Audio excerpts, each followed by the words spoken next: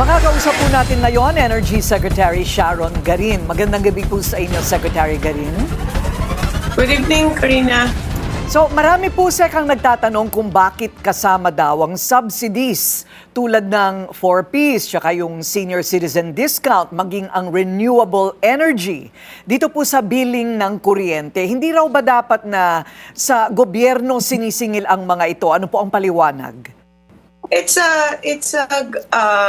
We follow the this is an ERC jurisdiction pero as I see it, we follow what is stated in the law kung paano i-charge. So I think ERC applies it in accordance with the law na yung mga subsidies na sinulong ng ating mga legislators ay ganun yung design niya, like sa Lifeline, which is sa mga konti lang yung konsumo, nabibigyan sila ng discount and nalilibre. Yung mga senior citizens, well, that's the usual one. Tsaka ano pa ba yung iba na charges, yung ibang charges na subsidies. It's being charged in the whole Philippines na mga consumers, no? Tapos dinidivide yan kung ilang milyon sila.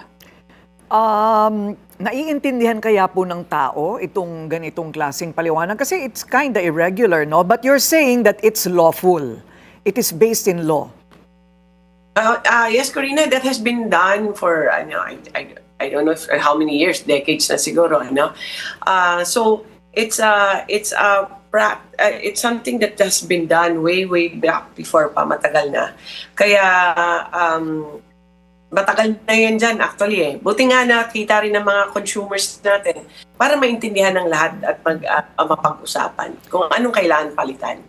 Yung pinatupad po kahapon na oil price rollback naman, marami pa rin daw ang nakukulangan. Posible bang magtuloy-tuloy pa itong mga tapyas sa diesel?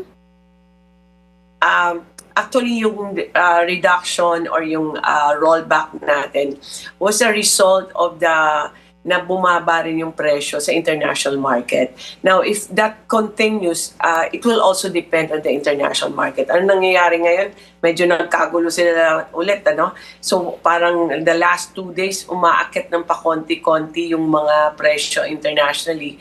So, hindi na natin masigurado kung ano mangyayari next week, Corina. So, tama po ba na hindi natin maaasahan na porket halimbawa tumigil na yung krisis, yung giyera ay babalik na kaagad sa dating presyo ang diesel at gasolina?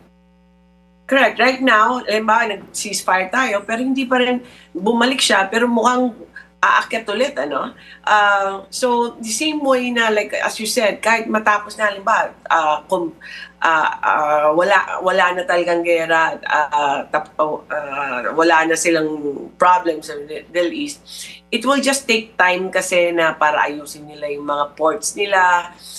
They have to fix all the refineries and all the oil facilities. At it might take time talaga na bumalik sa normal yung ating presyo because of the international prices, Karina. So are we starting to look for other sources? Sabi po nila, nuclear power daw ang sagot sa krisis sa langis. Ano po ang ating mga options? We have sources of power, there's also sources of fuel. Ang fuel naman, we are mainly dependent on imported diesel.